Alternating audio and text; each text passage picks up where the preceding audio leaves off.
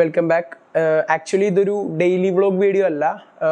ഇതിൽ ഞാൻ പറയാൻ പോകണമെന്ന് വെച്ചാൽ why should I start content creation, അല്ലെങ്കിൽ എന്തുകൊണ്ടാണ് ഞാൻ കോണ്ടന്റ് ക്രിയേഷൻ തുടങ്ങിയത്, what's the purpose of it, എന്തിനാണ് ഞാൻ ഈ ഒരു കോണ്ടന്റ് ക്രിയേഷൻ സ്റ്റാർട്ട് ചെയ്തത്, അല്ലെങ്കിൽ what's the reason behind it, എന്തെങ്കിലും പ്രത്യേകിച്ച് കാരണം അതിൻ്റെ ബാക്കിലുണ്ടോ ഈ ഒരു കോണ്ടന്റ് ക്രിയേഷൻ തുടങ്ങാനായിട്ട്.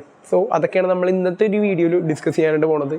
സോ ബേസിക്കലി ഞാൻ എന്തിനാണ് സ്റ്റാർട്ട് ചെയ്യുന്നുള്ള കാര്യം ഫുള്ളായിട്ട് ഡിസ്കസ് ചെയ്യാൻ പോകുകയാണ് ഈ ഒരു വീഡിയോയിൽ. സോ അതായിരിക്കും ഒരു വീഡിയോ, ഡെയിലി വ്ളോഗും കാര്യങ്ങളൊന്നുമല്ല.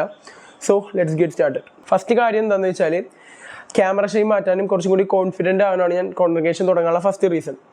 എക്സാമ്പിൾ ഞാൻ പറഞ്ഞുതരാം. ഞാൻ ചെറുപ്പത്തിൽ നല്ല രീതിയിൽ തന്നെ ഒരു ഇൻട്രോവേർട്ടായിരുന്നു. സത്യം പറഞ്ഞാൽ ഒരു ഫാമിലി ഫംഗ്ഷൻ ആയാലും അല്ലെങ്കിൽ ഇപ്പോൾ ഒരു ഒരു സ്കൂൾ ലൈഫിൽ ഒരു ക്യാമറ ഒരു ഗ്രൂപ്പ് ഫോട്ടോയിൽ നിൽക്കുമ്പോൾ വരെ എനിക്ക് ഭയങ്കര കോംപ്ലക്സ് ആയിരുന്നു. പക്ഷേ ആ ഗ്രൂപ്പ് ഫോട്ടോയിൽ ഏറ്റവും മോശമായിട്ടുള്ള ആൾ ഞാനായിരുന്ന ഒരു വ്യക്തിയായിരുന്നു എനിക്ക് ആ ഒരു ടൈമിൽ. സത്യം പറഞ്ഞാൽ അത് അങ്ങനെ വിചാരിക്കേണ്ട ഒരു ആവശ്യമില്ല. പക്ഷെ ഞാൻ അങ്ങനെയായിരുന്നു. എൻ്റെ ഫുള്ളി ക്യാരക്ടർ ആരോടും മിണ്ടാണ്ട് ഫുള്ളി ഒരു ഒതുങ്ങിയൊരു കിഡ് ആ ഒരു രീതിയിലായിരുന്നു. ഫ്രണ്ട്സും അധികം ഇല്ല, എന്നാലും 2-3 പേരുണ്ട്, പക്ഷെ എന്നാലും വലിയൊരു ഇൻട്രാക്ഷൻ തമ്മിൽ ഉണ്ടാവില്ല. സോ അങ്ങനത്തെ ഒരു ക്യാരക്ടറായിരുന്നു തന്നെ. ഫുള്ളി ഒരു ഇൻട്രോവേർട്ട് എന്ന രീതിയിലാണ് ഞാൻ പോയിക്കൊണ്ടിരുന്നത്. ഒരു 10th 11th ആ റേഞ്ചൊക്കെ. ഒരാളുടെ അടുത്ത് പോയി സംസാരിക്കാൻ വരെ എനിക്ക് ഭയങ്കര പേടിയായിരുന്നു. ഇപ്പോൾ ടീച്ചറിൻ്റെ അടുത്തൊരു ഡൗട്ട് ചോദിക്കാൻ വരെ എനിക്ക് പേടിയായിരുന്നു. കാരണം ക്ലാസ്സിലൊരു 19 പേരുണ്ടെന്നുണ്ടെങ്കിൽ ഇപ്പം ഞാൻ ഡൗട്ട് ചോദിക്കുമ്പോൾ ബാക്കി അത്ര പേര് അല്ലെങ്കിൽ ആ ഒരു 49 പേര് എന്ത് വിചാരിക്കും എന്നുള്ളൊരു തോട്ടായിരുന്നു എനിക്ക് ആ ഒരു ടൈമിൽ. അതൊക്കെ കൊടുത്തിട്ട് ഇപ്പം സത്യം പറഞ്ഞാൽ ചിരിയാണോ എന്നത്. ആരടുത്തും മിണ്ടുമില്ല, അങ്ങനെ വീട്ടിൽ തന്നെ ഒതുങ്ങിയിരിക്കും, ഗെയിമൊക്കെ കളിച്ച് അങ്ങനെ ഇരിക്കുന്ന ഒരു ക്യാരക്ടറായിരുന്നു ബേസിക്കലി എൻ്റെത്. സോ അതാണ് ഫസ്റ്റ് റീസൺ, ഞാൻ ഈ ഒരു കോണ്ടന്റ് ക്രിയേഷൻ തുടങ്ങാനുള്ള മെയിൻ റീസൺ. അതുപോലെ തന്നെ രണ്ടാമത്തെ റീസൺ എന്താണെന്ന് വെച്ചാൽ എൻ്റെ ബിസിനസ്സിൻ്റെ ആവശ്യത്തിന് വേണ്ടിയിട്ടാണ്. കാരണം ഞാൻ യൂട്യൂബിൽ വീഡിയോ കാണുന്നവർക്ക് മനസ്സിലാവില്ല, കാരണം ഇൻസ്റ്റയിൽ വീഡിയോ കാണുന്നവർക്ക് മനസ്സിലാവും. ഞാനൊരു ചോക്ലേറ്റ് മാനുഫാക്ചറിങ് യൂണിറ്റ് സ്റ്റാർട്ടിങ്ങിൻ്റെ ആ ഒരു ജേണിയിലാണ്. സോ ആ ഒരു ജേണിയിൽ സ്റ്റാർട്ടിങ് സ്റ്റേജിൽ ഞാനിങ്ങനെ കോണ്ടന്റ്സ് ക്രിയേറ്റ് ചെയ്തിടും. അതായത് Day 1 of building my chocolate brand, Day 2 of building my chocolate brand, അങ്ങനെ കുറേ വീഡിയോസ് ഞാൻ പബ്ലിഷ് ചെയ്യുമായിരുന്നു ഇൻസ്റ്റാഗ്രാമിൽ. ഒരു 300 സംതിങ് ഒക്കെ ഒരു വീഡിയോ അടിച്ചിട്ടുണ്ടാവും. ചിലവർക്കൊക്കെ അറിയാൻ പറ്റുമായിരിക്കും, ബ്രൂ ഓൺ എന്നാണ് നമ്മുടെ ബ്രാൻഡ് നെയിം എന്ന് പറഞ്ഞാൽ. സോ അങ്ങനെ വീഡിയോസ് ഞാൻ പോസ്റ്റ് ചെയ്യുമായിരുന്നു. അപ്പം അങ്ങനെ പോസ്റ്റിങ്ങിലൂടെ അത്യാവശ്യം എനിക്ക് റീച്ചും കിട്ടി.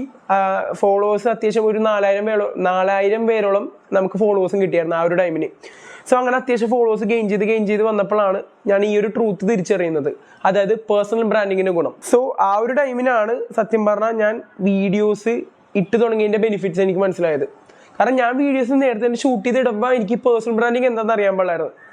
ഞാൻ വീഡിയോസ് ഇപ്പോൾ 2-3 വീഡിയോസൊക്കെ എടുത്ത് കഴിഞ്ഞിട്ടാണ് ഞാൻ എന്താണ് ഈ പേഴ്സണൽ ബ്രാൻഡിങ് എന്ന് അറിഞ്ഞത്. അപ്പോൾ തന്നെ ഞാൻ വീഡിയോസിൽ കുറച്ചും കൂടി എൻ്റെ ഫേസ് ഇൻക്ലൂഡ് ആക്കാൻ ഞാൻ ശ്രമിച്ചിട്ടുണ്ട്. ഈ പേഴ്സണൽ ബ്രാൻഡിങ് എന്താണെന്ന് ഞാൻ പറഞ്ഞുതരാം, അതുപോലെ തന്നെ അതിൻ്റെ ബെനിഫിറ്റ് ഞാൻ പറഞ്ഞുതരാം. ഇപ്പോൾ എനിക്കൊരു കാർ മേടിക്കണം. അപ്പോൾ എനിക്ക് 2 ഓപ്ഷൻസാണ് എൻ്റെ മനസ്സിലുള്ളത്. ഒന്ന് ടൊയോട്ടയുടെ ഒരു വണ്ടിയും അതുപോലെ തന്നെ അപ്പുറത്ത് ടാറ്റയുടെ ഒരു വണ്ടി.